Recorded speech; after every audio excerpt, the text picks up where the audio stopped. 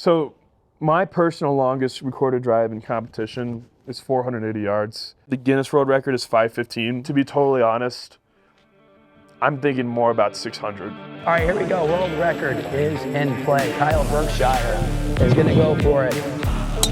Oh, that's it! That's it! Oh, my God. Huge foul!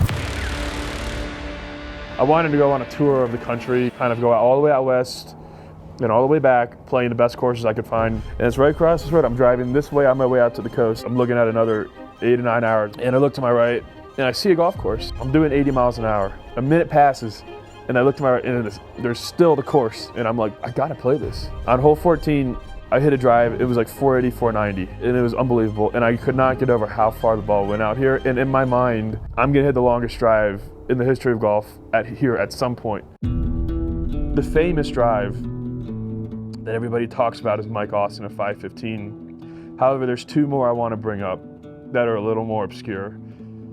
Scott Smith in the mid-2000s hit a drive in competition, 539 yards.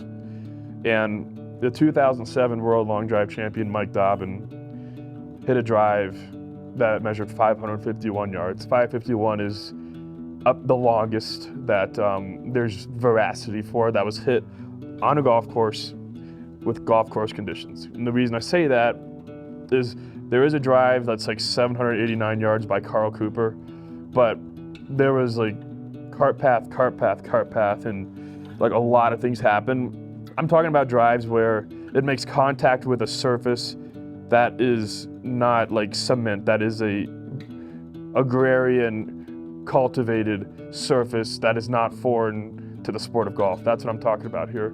600 is the number.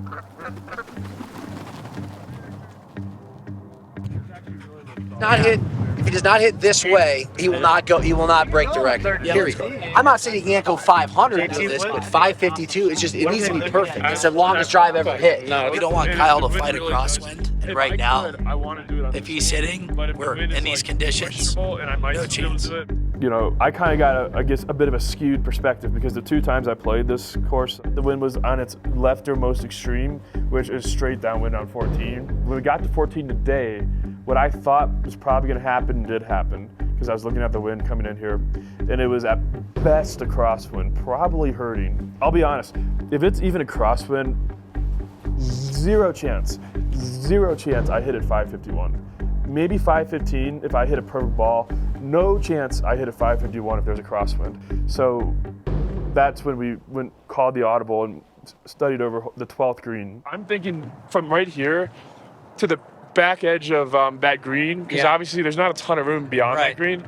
We're probably looking at 610, 615. Exactly. But from there is a part of that back edge of that green over there that can be have a mat put on it and really be tight. If we don't have the sand, it can be a little loose, where I will have maybe 640 yards of room. And I'm thinking to myself, that brush looks like it starts going downhill about maybe 2/3 of the way past it. It is. And so even if I landed in that brush, this stuff I wouldn't hate. I mean, look at that. Like it's firm as hell. So like it is a little more firmer up in that area than it is here. So what I'm saying is, I don't think it's incumbent upon us to have a spot where I can carry the brush every time. Right. So like if I'm hitting from here and the brush is 415, 500, 510 to carry, and I'm carrying 480, but it's hitting that brush, it can still run through there really good. And we had an alternate grid set up from that green onto the same hole.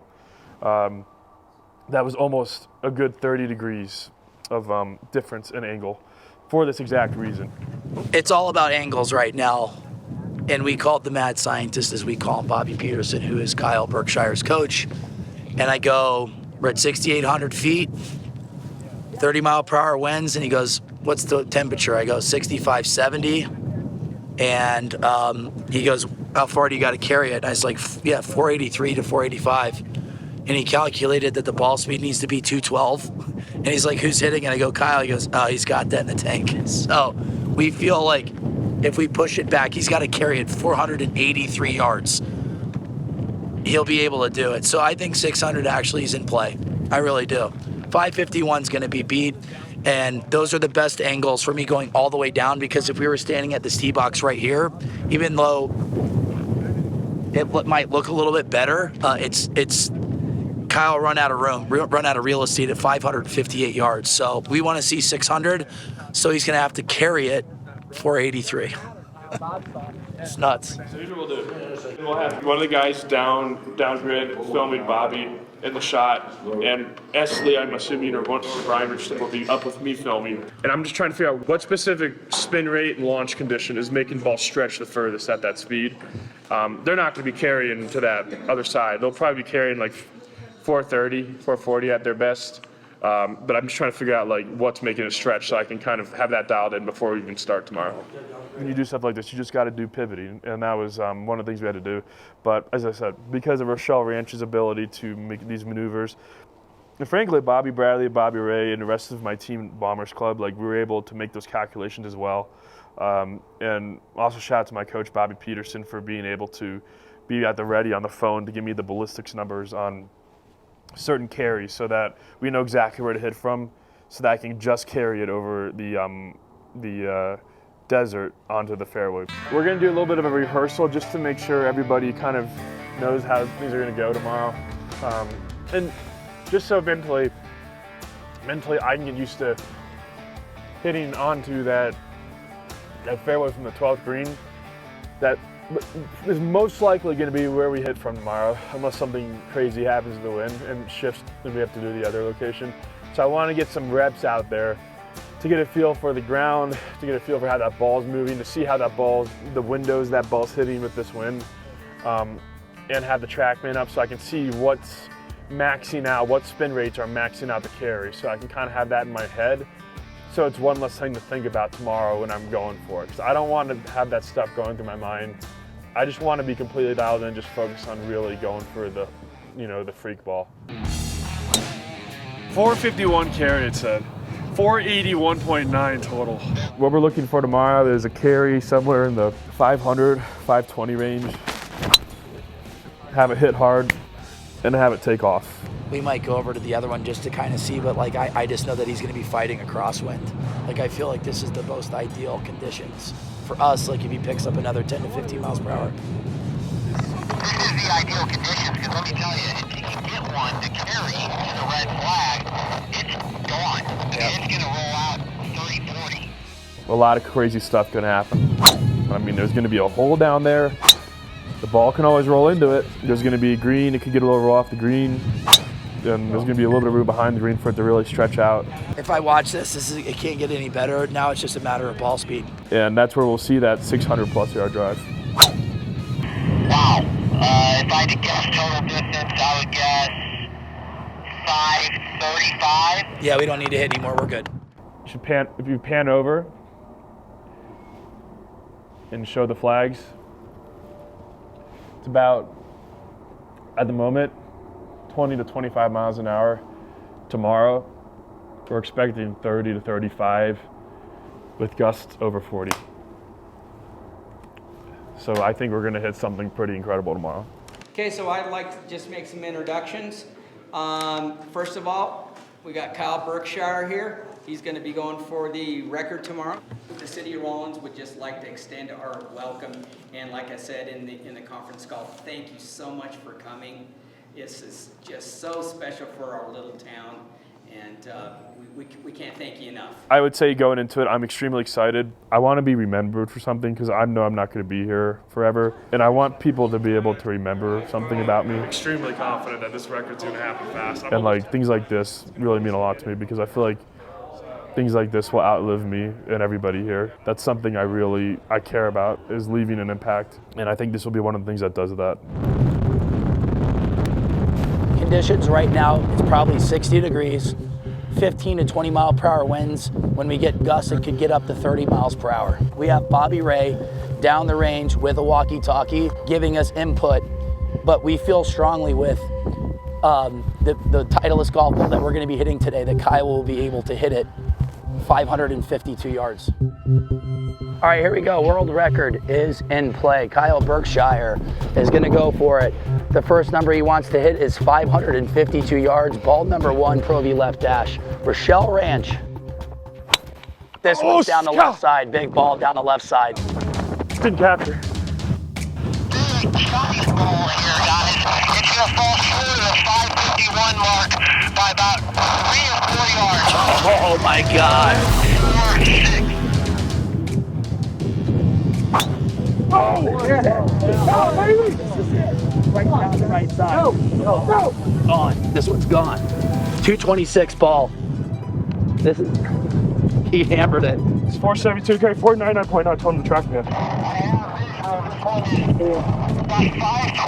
High. He actually hit a cut into a little bit of a crosswind. So if he turns it over a little right to left, that ball's perfect. Let's go.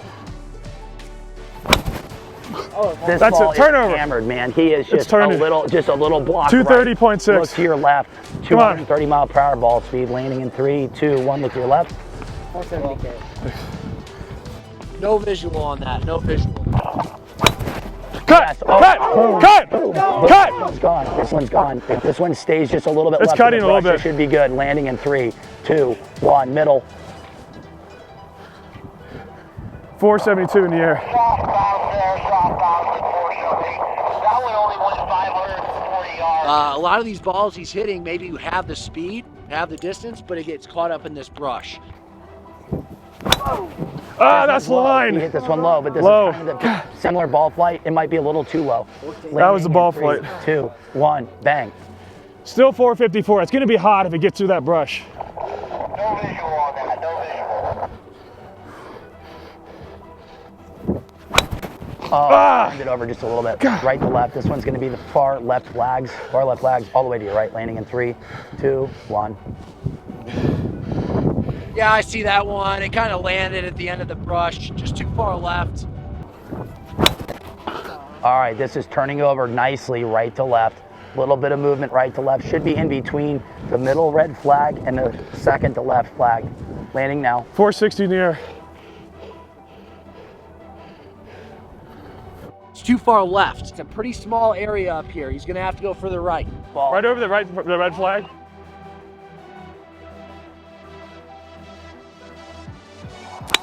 Oh, that's it! That's it! Oh my God. That's it! That's it! All right, this That's ball it. was hammered. It Carry. was a little right. Look to your left, landing now. 492 Ball. carry. Holy cow, you carried it 492. That's it. That was a line. My eyes club speed.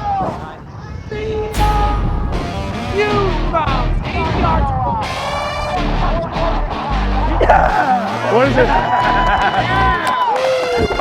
What was it? What was it?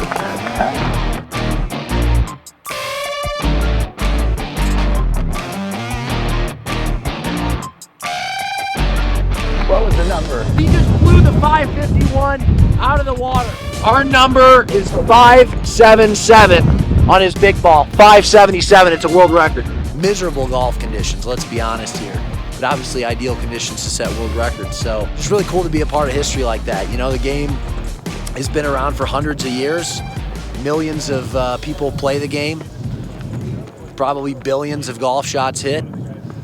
And this is the longest one. All right, so we're at the drive. As you can see, still has not moved. That has not moved. So if you pan over, you can see that ball has not moved.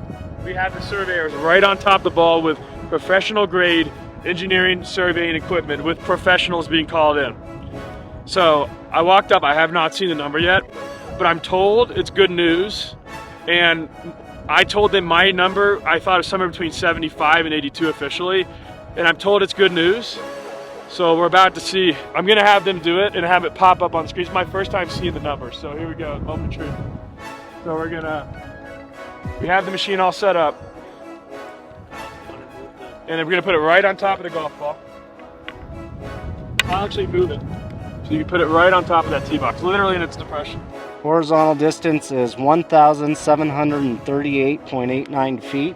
All right. We're going to convert. I'm not good at math, so let's see We're what going that to is. convert that. Me neither. So that's why I have calculators. But